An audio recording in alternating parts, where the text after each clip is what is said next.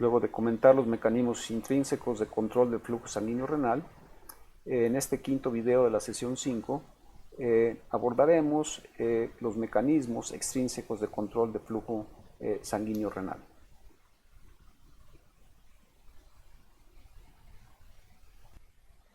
De los mecanismos extrínsecos tenemos como número 1 la actividad nerviosa simpática eferente renal, que de aquí en adelante lo vamos a llamar ANSER, actividad nerviosa simpática eferente renal, primer mecanismo extrínseco de control de flujo.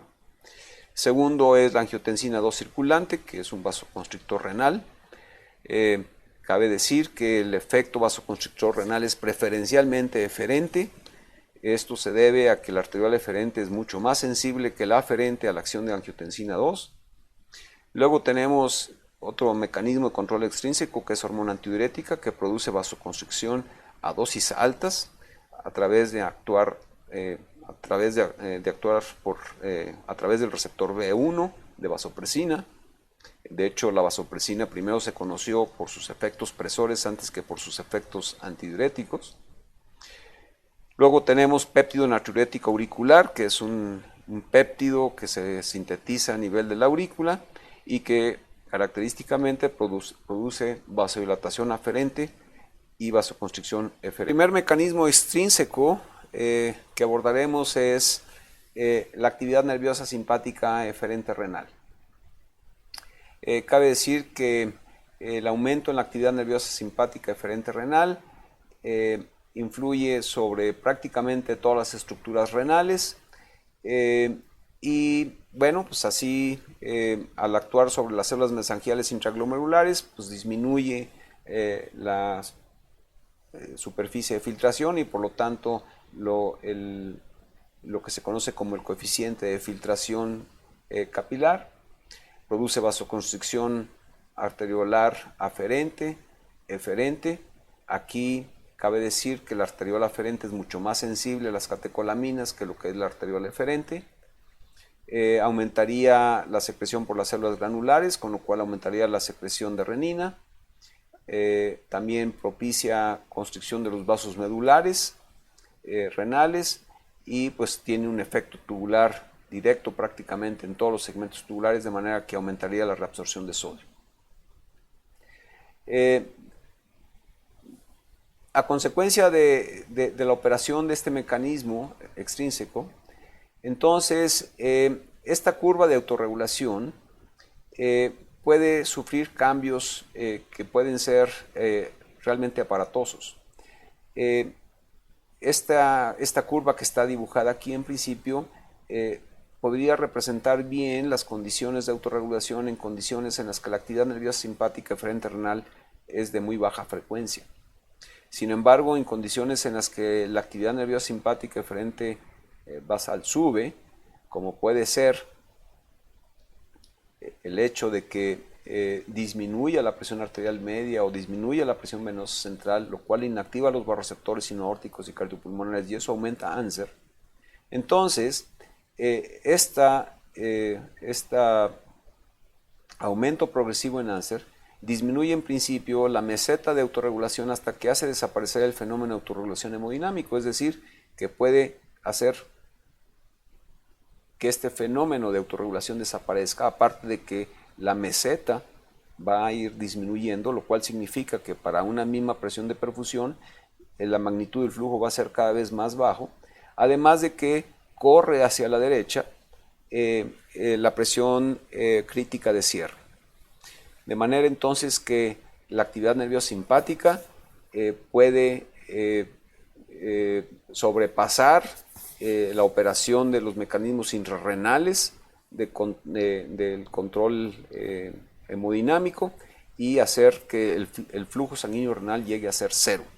Un caso típico de esto es el caso de choque hipovolémico grave, en el cual el sujeto deja de perfundir su riñón y a consecuencia de eso el sujeto deja de orinar y cae en anuria u oliguria.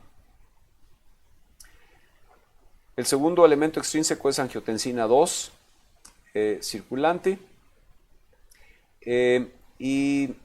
Ya lo veremos con más detalle, pero la angiotensina 2 circulante en principio depende del control de la secreción de renina. ¿Por qué? Porque la renina es una enzima que lo que hace de base es tomar al angiotensinógeno de origen hepático y entonces transformarlo en angiotensina 1 y luego a través de la enzima convertidora transformarlo en angiotensina 2. Entonces, un elemento limitante en la formación de angiotensina 2 es la secreción de renina, por lo tanto, los mecanismos de control de secreción de renina se vuelven críticos para determinar los niveles de angiotensina 2 circulantes. ¿Cuáles son estos mecanismos de control de la secreción de renina? Pues son varios. En principio, el baroreceptor intrarrenal, que son las células granulares de la arteriola aferente que están después de la musculatura lisa que constituye la arteriola en sí, al detectar que disminuye la presión arterial, propicia que aumente la liberación de renina. Un segundo mecanismo es el de mácula densa que ya describimos, de manera que si nosotros disminuimos la entrega distal y por lo tanto disminuimos el transporte de cloruro de sodio en la mácula densa, esto hace que se libere renina. La activación de los nervios renales, porque se active Anser, hace que se libere renina. La angiotensina 2 tiene además, per se, un efecto sobre el control de la secreción de renina a través del mecanismo de un mecanismo de asa corta que consiste básicamente en que la angiotensina 2 al actuar a través del receptor AT1 directamente inhibe la liberación de renina, o a través de la asa larga que es indirecta por el hecho de que angiotensina 2 al propiciar aumento de presión arterial hace que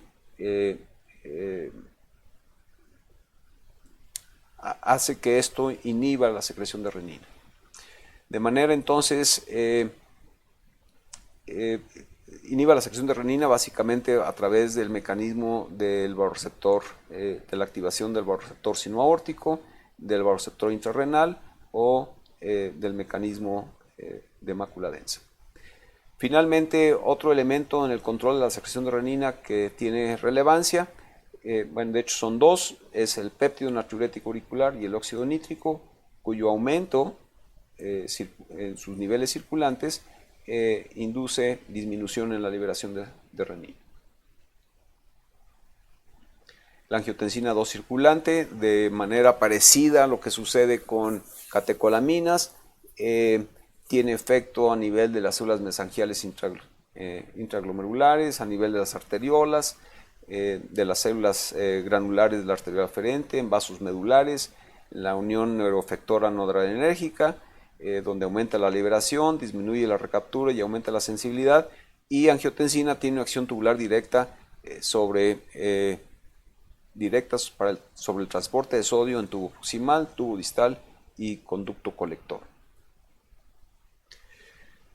Así las cosas, entonces, parecería que los mecanismos intrínsecos del control del flujo sanguíneo y los mecanismos extrínsecos pudieran estar operando de manera aislada y poco coordinada, pero la realidad no es esa.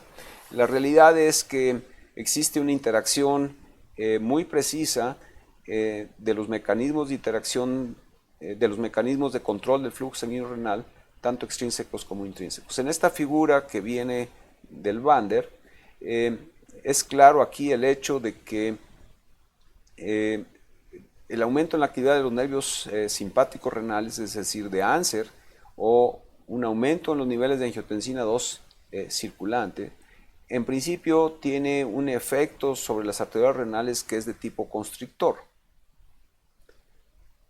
Bien, sin embargo, tanto la actividad, el aumento en Anser como el aumento en la angiotensina 2, a través de mecanismos intrarrenales, propicia la síntesis y la liberación de prostaglandinas intrarrenales, así como también específicamente PGI2 y PG2, así como también la síntesis de óxido nítrico.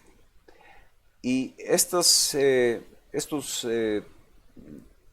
compuestos, tanto las prostaglandinas como el óxido nítrico, tienen primariamente un efecto dilatador sobre las arteriolas.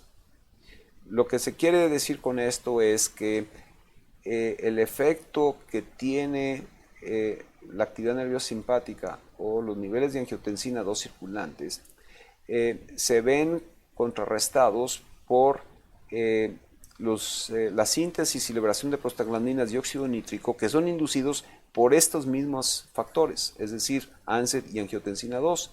De suerte entonces que el grado en que las arteriolas renales se van a constreñir cuando aumenta la actividad nerviosa simpática o los niveles de angiotensina 2 va a depender de esta interacción entre los elementos dilatadores y los elementos constrictores. Una implicación clínica de esta figura es que cuando se administran o se indican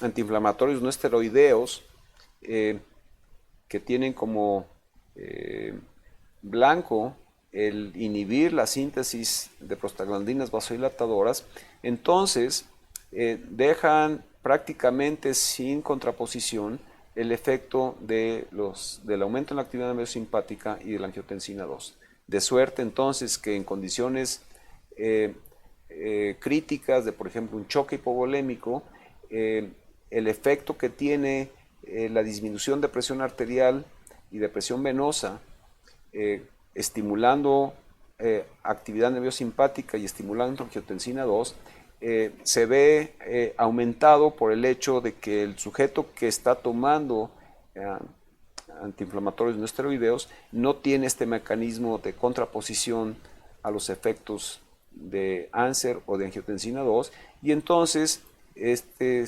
sujeto que está en estado crítico hemodinámico más factiblemente va a poder presentar un cierre de su circulación renal con llevando su flujo sanguíneo renal a cero, lo cual tiene consecuencias catastróficas en términos de que va a inducir isquemia renal, y al inducir isquemia renal propicia una condición que se conoce como insuficiencia renal aguda, cuya primera manifestación es que el sujeto está en anuria. Finalmente, cabe decir que la circulación renal muestra cambios adaptativos en muchas condiciones, pero una que voy a plantear aquí es el de la hipertensión arterial esencial. Bueno, en hipertensión arterial esencial se llama esencial porque no se conocen las causas. Se ha demostrado que por hacer autopsias en personas que han muerto por hipertensión arterial esencial, se ha demostrado que en los riñones de estos pacientes hipertensos, prácticamente el 98% de las arteriolas de estos pacientes hipertensos tienen este fenómeno que se conoce como arterioloesclerosis. Arterioloesclerosis no significa otra cosa más que hay fibrosis de las arteriolas. Y en principio, mucha gente consideró que esto podría ser la causa de la hipertensión arterial esencial. Y ahora, después de muchos años de trabajo, se ha demostrado que la arterioloesclerosis es más que nada la consecuencia, más que la causa de la hipertensión arterial esencial. Bien, ¿cuáles son las adaptaciones vasculares renales en el caso de hipertensión? Bueno, esta primera figura muestra lo que podría representarse como la curva de autorregulación hemodinámica en condiciones de normotensión. Bueno, cuando un sujeto desarrolla hipertensión arterial esencial, un evento característico no solo de la circulación renal, sino de la circulación cerebral y coronaria, es que hay un desplazamiento de esta curva de autorregulación hemodinámica hacia la derecha. De manera entonces que la meseta se instala, el rango de autorregulación se instala a niveles de presión mucho más elevados. Esto tiene ventajas desde el punto de vista adaptativo porque en cierta manera protege a la circulación que tiene este mecanismo de los efectos de presión arterial. Entonces hay un desplazamiento a la derecha. Insisto, no solamente sucede en la circulación renal, sino también en la circulación cerebral y coronaria. Pero además de eso, de que existe este desplazamiento a la derecha, hay una disminución en la eficiencia de la autorregulación. Y esto, como ya lo hemos visto en las diapositivas previas y en los videos previos, lo que significa es que ya no autorregula tan eficientemente como se espera, y el hecho de que pierda su eficiencia de autorregulación, entonces hace que cuando aumente la presión arterial, el flujo no disminuya a los niveles requeridos, de suerte entonces que eso produce una cosa que se llama barotrauma. Se llama trauma a consecuencia de aumentar la presión arterial. Y este barotrauma lo que hace es propicia daño glomerular, y el daño glomerular a final de cuentas se traduce en pérdida de glomérulos, y al haber pérdida de glomérulos esto induce a insuficiencia renal crónica. De manera que esta combinación de eventos, aunque podría representar una circunstancia protectora, el que pierda eficiencia de autorregulación ya no resulta ser tan protectora, de manera que es claro y evidente que para evitar este tipo de problemas, insuficiencia renal crónica, es decir, que el riñón deja de funcionar de manera crónica, pues lo que hay que evitar es que sucedan estos eventos, y para evitar estos eventos hay que evitar que la persona desarrolle hipertensión, y para ello tiene que hacer una serie de cosas a través de su vida y desde su infancia para evitar caer en hipertensión arterial esencial.